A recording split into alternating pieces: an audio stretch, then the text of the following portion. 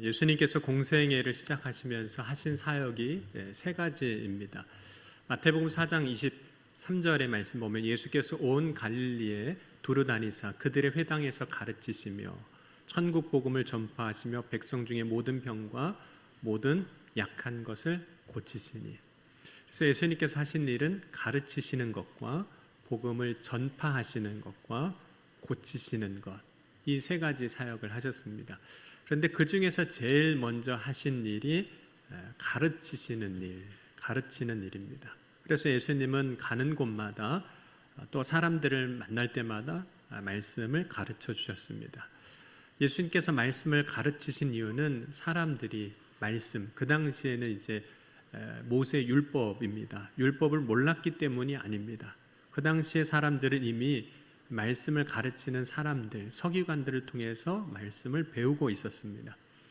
그래서 회당에 사람들이 모이면 서기관이 이제 율법을 가르쳤습니다. 예수님이 가르치신 것은 서기관들과 달랐습니다. 예수님이 가르치는 것이 서기관들과 달랐다는 것은 그 가르치는 것이 권위가 있었고 지금까지 서기관들이 가르쳐 주는 것을 통해서 깨닫지 못했던 것들을 알려주셨기 때문입니다.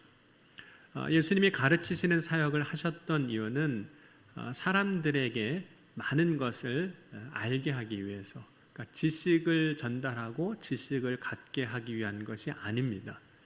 말씀을 가르치신 이유는 곧 말씀을 듣고 배우는 그 일을 통해서 일어날 변화를 기대하시기 때문에, 그럼 말씀을 배우면 반드시 우리의 삶에 변화가 있습니다. 듣고 배우는 것 혹은 누군가를 가르치는 일을 통해서 일어나는 그 변화를 이렇게도 이야기할 수 있습니다. 제자가 되다, 제자화라고도 이야기하는 거죠. 그러니까 예수님께서 사람들이 모일 때마다 말씀을 가르치신 이유는 그들로 하여금 예수님의 제자가 되게 하기 위해서입니다. 여러분은 예수님의 제자가 되길 원하세요? 네, 그래도 일부보다는 조금 인원이 많아서 아멘이 많은 것 같아요. 아니면 그냥 저는 제자 같은 거는 필요 없고요, 그냥 교회만 열심히 다닐게요, 그냥 교회만 다니는 사람이 되길 원하십니까? 여러분, 예수님의 제자가 되기를 원한다면 오늘 말씀을 통해서 우리 자신을 점검해보고 온전히 예수님의 제자로 세워져 나가는 귀한 시간이 될 수 있기를 주의 이름으로 간절히 축원합니다. 예수님께서 사역을 시작하시면서 사람들을 가르치셨는데 그 예수님이 가르치실 때 그 방법은 크게 두 가지였습니다. 첫 번째 방법은 무리를 향해서 가르치시는 거예요. 그래서 마태복음 5장 1절에서 8장 1절까지가 산상수훈인데 마태복음 5장 1절에서 8장 1절까지 이렇게 말씀합니다. 예수께서 무리를 보시고 산에 올라가 앉으시니 제자들이 나온지라 입을 열어 가르쳐 이르시되, 그리고 8장 1절에 가면 예수께서 산에서 내려오시니 수많은 무리가 따르니라. 그래서 예수님께서 예수님에게 모여든 그 사람들 무리를 향해서 가르치셨는데, 가르치실 때 예수님 앞에 나온 사람들로 하여금 그 말씀을 듣게 하시는 거예요. 많은 사람들을 향해서 할 수 있는 것은 실제로 제한적입니다. 무리로 모여 있으면 뭔가 하기가 어려워요. 1대1로 뭔가 하기도 어렵고 그 많은 사람들에게 뭔가 하기가 어려운 거죠. 그럼 많은 사람들 향해서 말씀이 선포될 때 그 말씀을 듣는 사람들은 예수님이 주시는 그 말씀을 들으면서 자기 자신을 그 무리 가운데 숨기기가 쉬웠습니다. 많은 사람들이 있을 때, 군중 가운데 있을 때 그 중에 있으면 나는 잘 드러나지 않거든요. 또 실제로 그렇게 드러나지 않을 거라고 생각을 합니다. 그래서 말씀을 들으면서도 그 말씀을 들을 때 이 말씀은 나에게 주시는 말씀이 아니라 이 중에 있는, 이 무리 가운데 있는 혹은 군중 가운데 있는 누군가에 해당하는 말씀이라고 생각하게 되는 거예요. 근데 그렇게 생각하고 말씀을 들으면 마음에 별로 찔릴 것도 없고 부담도 없어요. 나한테 하시는 게 아닐 테니까, 그렇죠? 그 많은 사람들 누구에게 하시는 말씀이라고 들으니까 찔릴 것도 없고 부담도 없고 그냥 편하게 말씀을 들을 수 있는 거예요. 편하게.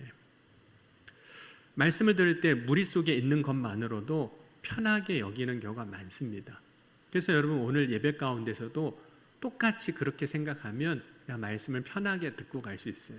나한테 하시는 게 아니라 그 고약한 권사님한테 하는 거고 그 못된 집사님한테 말씀하시는 거니까 그냥 말씀 들으면 되는 거예요.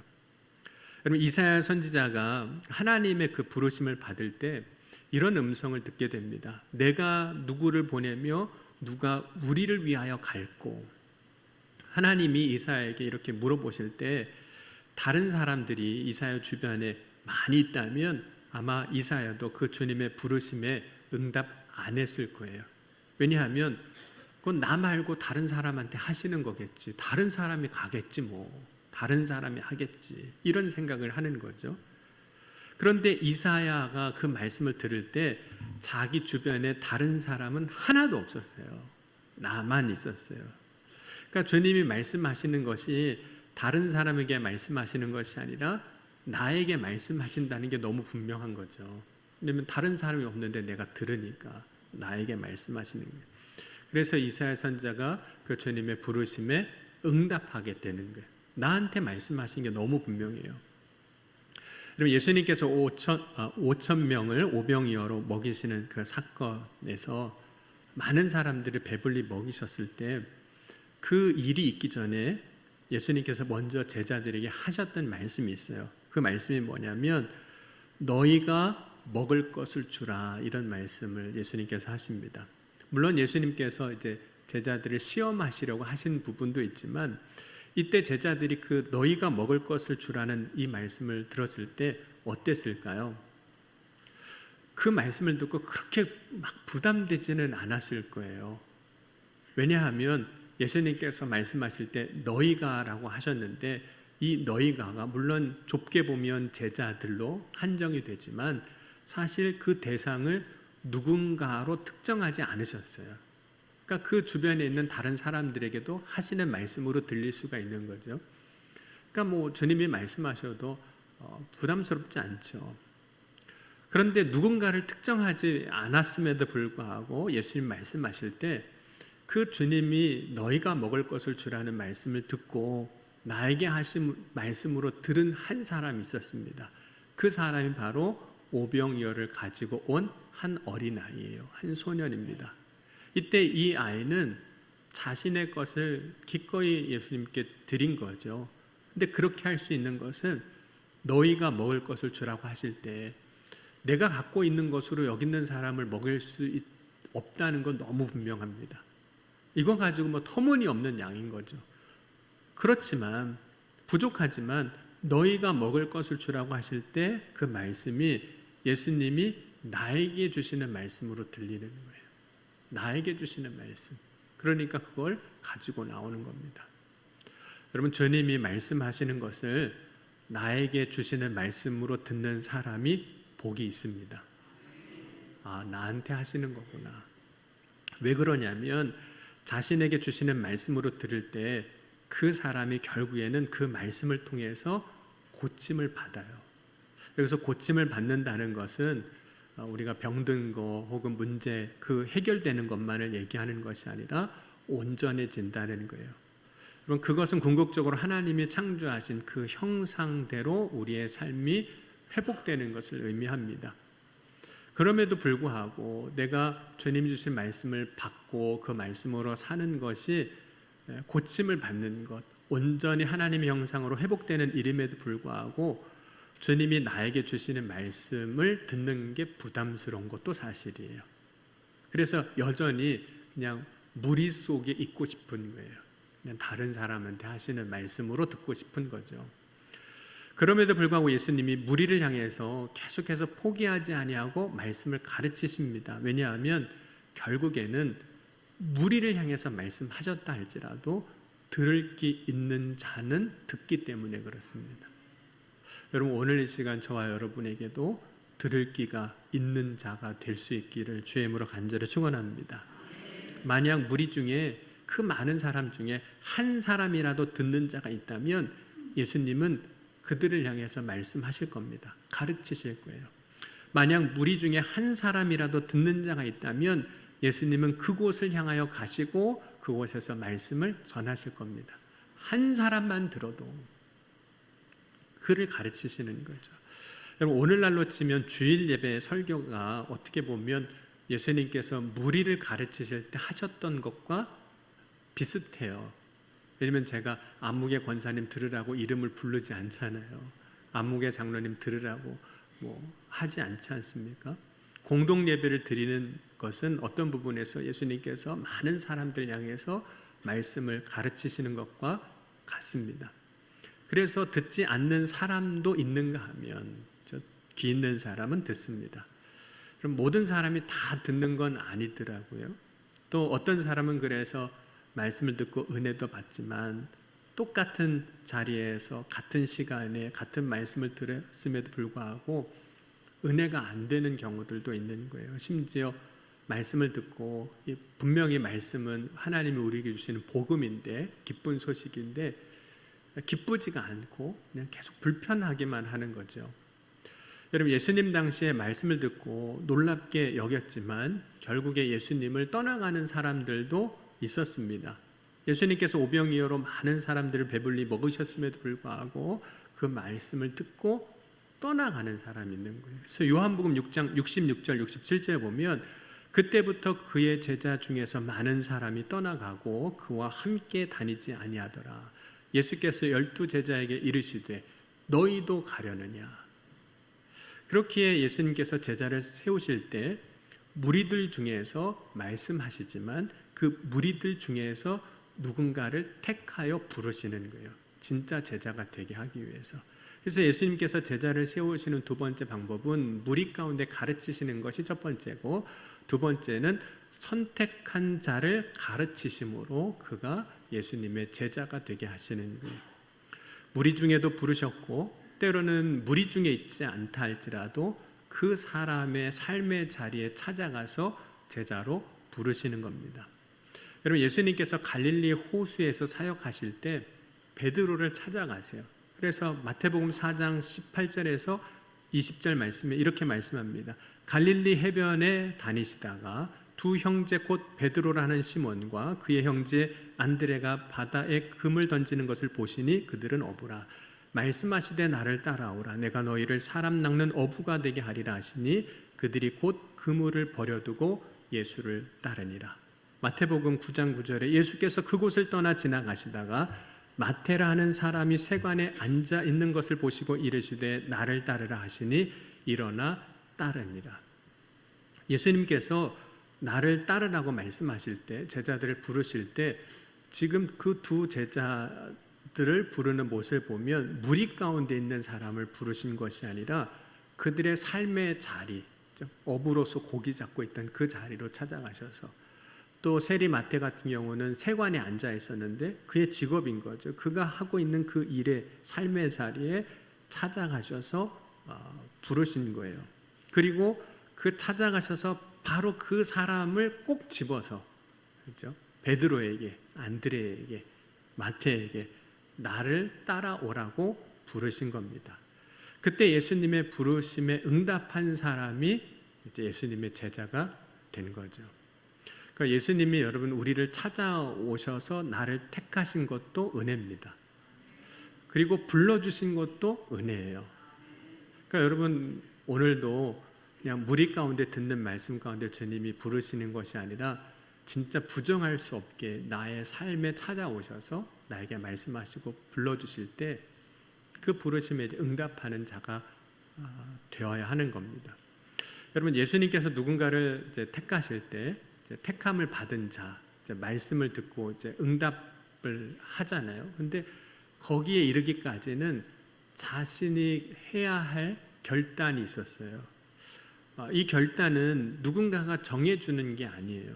나의 선택을 통해서 하게 되는 결단입니다. 예수님의 제자가 되기 위한 결단은 현재 자신이 의지하고 붙잡고 있는 것을 버리고 예수님을 붙잡는 것입니다. 제자들이 예수님을 따를 때 그 결단의 내용을 보면 주로 오늘 이제 안드레, 베드로, 혹은 마태에 대한 이야기를 보았는데 직업과 연관이 되어 있었습니다. 베드로나 안드레는 어부였고 마태는 세리였습니다.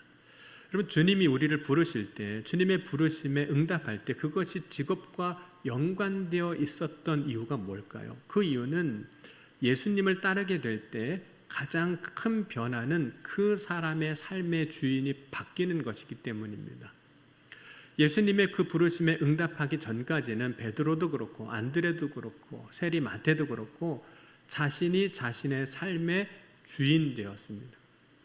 자신이 자신의 삶의 주인 된 사람은 자신이 옳다고 여기는 대로 살아갑니다.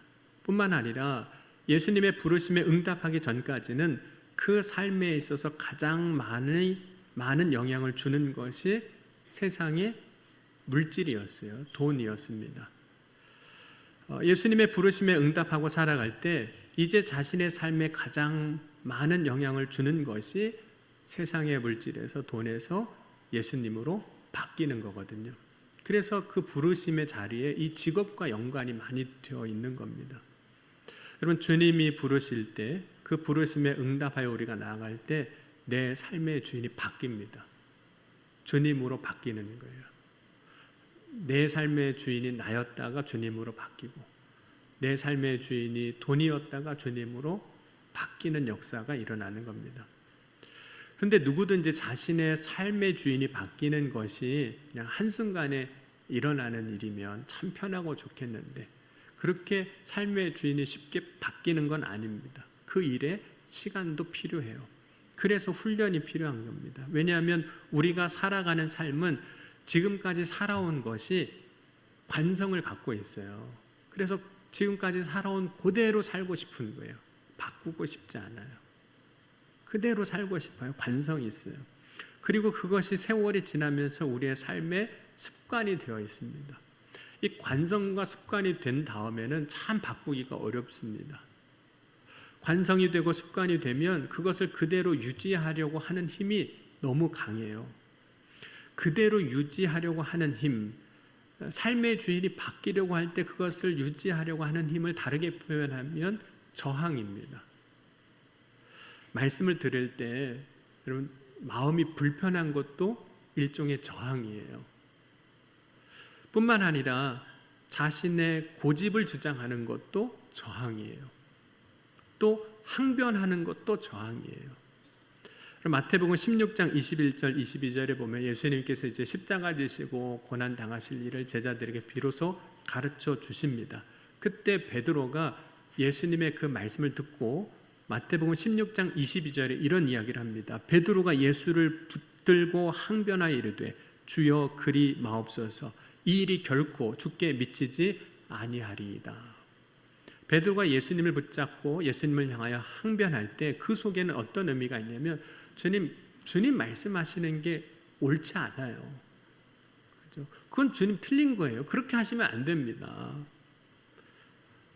주님이 틀렸다고 이야기하고 있는 거예요. 그래서 예수님께서 제자들을 가르치시고 또 그들이 제자가 될 때, 온전한 제자가 될 때 이렇게 하게 된다고 이야기하신 거예요. 자기를 부인하고 나를 따라야 한다. 자기 부인이 안 되면 주님이 틀렸어요. 주님이 잘못 말씀하신 거예요. 그런 자기를 부인하기까지는 사실 시간이 필요합니다. 그래서 훈련이 필요한 거예요. 그런 자기를 부인하지 않으면 결국에는 주님을 부인해요. 나를 부인하지 않으면 예수님을 부인하게 되는 거예요. 그래서 예수님은 제자로 서게 하시기 위한 훈련의 시간을 제자들을 부르시고 보내게 하셨습니다. 그때 예수님은 따로 은혜도 경험하게 하셨고 질문하기도 하셨고 가르쳐 주시기도 하셨고 배우게도 하셨어요. 보고 배우게도 하셨습니다. 예수님의 제자들이 예수님을 따라 동행하며 보낸 그 3년의 시간이 예수님의 제자가 되는 훈련의 시간들, 자기를 부인하고 주님을 따르는 그런 훈련의 시간인 거죠. 그러나 그 훈련의 시간 동안 그냥 시간이 끝났다고 해서 온전히 제자가 된 건 아니에요. 그럼 이제 우리 교회도 앞으로 훈련들 여러 가지를 하게 될 텐데 여러분, 예수님의 제자가 되는 것은 훈련 프로그램 마치고 수료증 받았다고 되는 건 아닙니다. 그렇죠? 수료증 받는 것도 참 감사해요. 끝까지 그걸 마치는 것도 은혜거든요. 근데 수료증 받았으니까 제자가 됐느냐? 그건 아니에요. 훈련을 하는 거예요. 훈련 프로그램을 하는 이유는 그것을 위한 과정일 뿐인 거예요. 예수님을 따랐고 훈련을 받았던 제자들의 모습을 보면 여전히 부족했습니다. 예수님의 제자라고 했지만 십자가 앞에서 예수님 부인하기도 하고 예수님을 은 30에 팔기도 했습니다. 그런 제자도 있었어요. 그리고 예수님 십자가에 고난당하시고 죽으신 걸 보고 각자의 길로 다 가버립니다. 그래서 부활하신 주님을 만났던 베드로도 난 그냥 다시 고기 잡으러 갈래, 이렇게 얘기하니까 또 다른 제자들도 그럼 나도 가지, 그리고 그냥 다 자기 길로 가려고 하기까지 했습니다. 예수님의 부르심에 응답하고 결단하여 예수님과 동행했던 3년이라는 그 시간이 헛되게 보낸 것처럼 보일 정도예요. 아니 3년 동안 그렇게 말씀 듣고 훈련도 받고 주님과 동행했는데 그런 제자의 모습이 겨우 이거밖에 안 되나, 이런 생각이 들 정도입니다. 그런데 그 3년이라는 훈련의 시간이 결코 헛되지 않습니다. 왜냐하면 그 과정을 통과한 후에야 결국에는 예수님의 제자가 되기 때문입니다. 여러분, 예수님의 온전한 제자가 되었다는 것을 우리가 언제 알 수 있을까? 진짜 제자가 됐구나. 비로소 제자가 됐구나. 언제 하냐면 자기 십자가를 질 때입니다. 자기를 부인하고 예수님을 따르게 되는데, 자기를 부인하고 예수님을 따르다가 어느 순간 이제 자기 십자가를 지게 돼요. 여러분, 예수님의 제자가 되었을 때 각자 자신이 지어야 할 십자가가 있습니다. 구레네 시몬의 경우 억지로 십자가를 지긴 했지만 예수님이 십자가 지실 때 그 십자가를 대신 지는 것도 그의 인생에 있어서는 자기 십자가인 거예요. 오늘 우리가 예수님의 제자가 되기 위해서 져야 할 자기 십자가가 있습니다. 목회자로서 제가 져야 할 자기 십자가도 있어요. 오늘 예배 마치고 회의하는 것도 제가 져야 할 십자가인 것 같긴 해요. 나에게 주어진 자기 십자가가 다 있습니다. 저와 여러분의 삶의 형편과 상황과 그 모든 것이 다르지만, 그러나 나를 부인하고 져야 할 십자가가 있습니다. 근데 그 십자가를 질 때 비로소 제자의 삶으로 나아가는 거죠. 그럼 오늘 무엇이 나에게 주어진 자기 십자가일까요? 물론 우리가 관용적으로 이 자기 십자가를 이렇게 쓰기도 합니다. 내 삶에 힘들고 어려운 일이 생기면 이건 내 십자가인가 봐, 이런 생각을 하죠. 나에게 주어진 어떤 의무나 책임이 생겼을 때 그것을 이행하려고 할 때 자기 십자가라고 이야기하기도 합니다. 믿음의 사람들이 지켜야 할 자기 십자가의 영역 안에 그런 모든 것들이 들어 있습니다. 그러나 하나님의 성령을 통해서 내가 감당해야 할 자기 십자가가 무엇인지 알게 하세요. 여러분, 그때 믿음으로 자기 십자가를 지는 저와 여러분이 될 수 있기를 주의 이름으로 간절히 축원합니다. 그 십자가를 시작할 때 제자가 되어지는 거예요. 여러분, 예수님은 제자들을 택하시고 부르신 후에 그들이 무엇을 해야 하는지 사명을 주셨는데, 그 사명은 뭐냐면 보내셨던 거예요. 보냄이라는 사명을 주셨어요.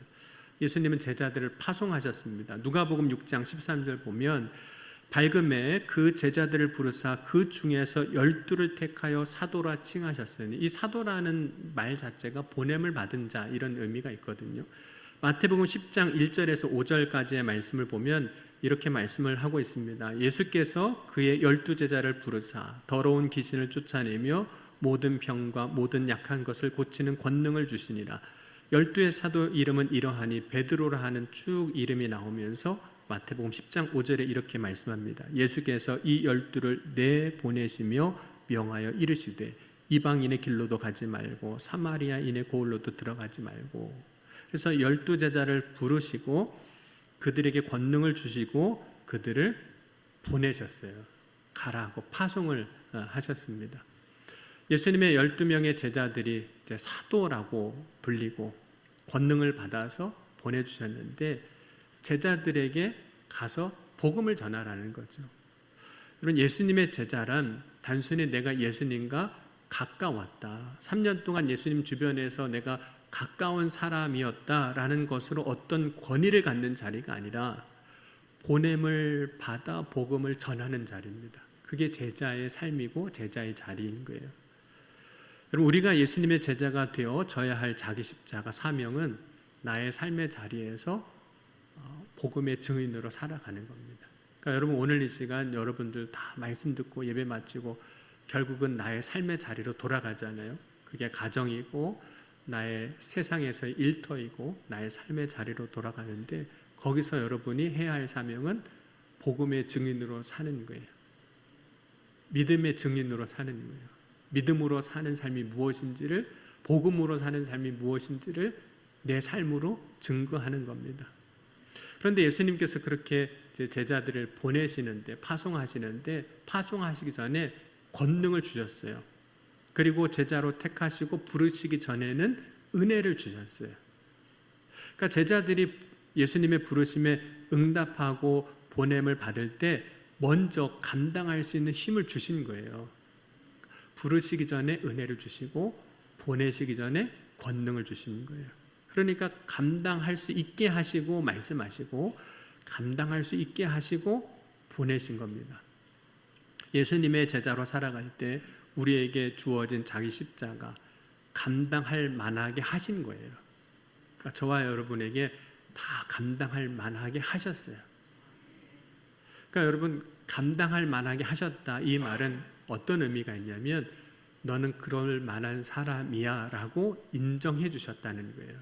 그러니까 여러분, 자기 십자가를 질 때마다 우리는 감사해야 됩니다. 왜냐하면 하나님이 그거 할 만한 사람으로 인정해 주셨으니까 우리에게 주신 거예요. 아예 감당 못할 것 같으면 주시지도 않으신 겁니다. 하나님 앞에 인정받은 거예요.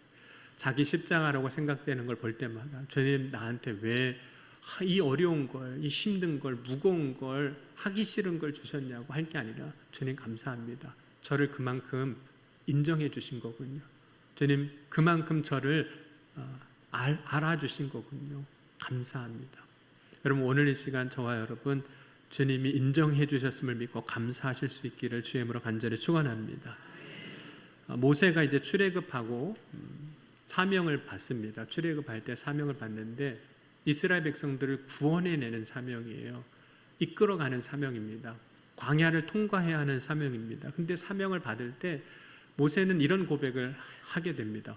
오 주여, 보낼 만한 자를 보내소서. 우리가 늘 연말마다 하는 고백이기도 하잖아요. 오 주님, 할 만한 사람을 시켜주세요. 보낼 만한 자를 보내주세요. 그런데 하나님은 이미 보낼 만한 자를 택하셨고 보낼 만한 자를 부르신 거예요. 모세는 자신이 하나님이 행하시고자 하신 일에 적합하지 않다라고 생각을 했어요. 왜냐하면 모세는 이스라엘 백성들을 출애굽시킬 만한 능력, 리더십이죠. 또 그 백성들을 이끌어갈 수 있는 어떤 능력이 없다라고 생각을 했어요. 왜냐하면 40세에 광야로 나와서 40년이 지났으면 80세가 됐습니다. 전에는 애굽의 말도 능통했고 지혜로운 사람이었지만 40년 광야에서 양만 치다 보니까 다 잊어버렸습니다. 애굽 말도 잊어버리고, 또 나이가 80이 되니 육신적으로도 건강하지 않아요. 강건하지 않은. 그러니까 모세가 하는 말도 틀린 말은 아니에요. 그런데 하나님은 모세가 충분히 감당할 수 있음을 아시기에 맡기신 겁니다. 그럼 하나님이 모세가 자신을 아는 것보다 더 잘 아시는 거예요. 그럼 우리가 우리 자신을 알잖아요. 그래서 주님 저는 못해요, 안 돼요, 어려워요 이렇게 얘기하지만 주님이 우리를 아시는 것이 내가 나를 아는 것보다 더 잘 아시는 분이세요. 어련히 맡겨주시는 거예요. 여러분, 오늘도 주님은 우리에게 감당할 만한 것을 맡겨주신 것을 믿을 수 있기를 주의 이름으로 간절히 축원합니다. 하나님은 모세보다 더 적합한 사람이 없음을 아시기에 모세를 택하시고 그를 부르시고 그를 보내신 겁니다.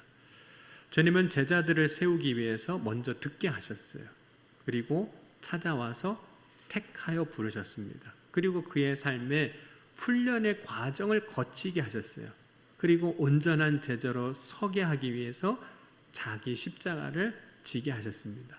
이것이 예수님의 제자가 되는 과정입니다. 그러니까 저와 여러분도 그 과정 가운데 지금 다 있어요. 어떤 사람은 이제 말씀을 듣는 단계에 있는 사람이 있고, 어떤 사람은 말씀을 듣고 주님이 부르시는 그 부르심의 단계에 있는 사람이 있고, 어떤 사람은 이제 자기 십자가를 져야 하는 단계에 있는 사람도 있습니다. 근데 주님은 우리에게 말씀하시고 부르실 때 감당할 힘을 주시고 부르셨어요. 그럼 오늘 저와 여러분이 부르심에 응답하여 맡겨주신 것을 감당하여 예수님의 제자로 세워져 나갈 수 있기를 주의 이름으로 간절히 축원합니다. 그럼 오늘 주신 말씀 가운데 이 말씀이 오늘 제자로 서기를 원하는 저와 여러분에게 주시는 약속의 말씀이 됐으면 좋겠습니다. 요한복음 14장 12절 말씀입니다. 우리 화면에도 있는데 같이 한번 읽어보겠습니다. 내가 진실로 진실로 너에게 이르노니 나를 믿는 자는 내가 하는 일 또한 그보다 큰 일도 하리니 이는 내가 아버지께로 감이라. 주님이 말씀하시기를 걱정하지 마. 내가 하는 일 너도 다 할 수 있고 오히려 그보다 더 큰 일도 할 수 있는 자라고 말씀하시는 거예요. 그러니까 여러분 제자로 부르심을 받고 제자로 사는 거 걱정할 필요는 없는 거예요. 주님이 하실 거예요. 감당하게 하실 것이고 그 일을 통해서 오히려 하나님의 영광이 드러나게 하실 줄 믿습니다.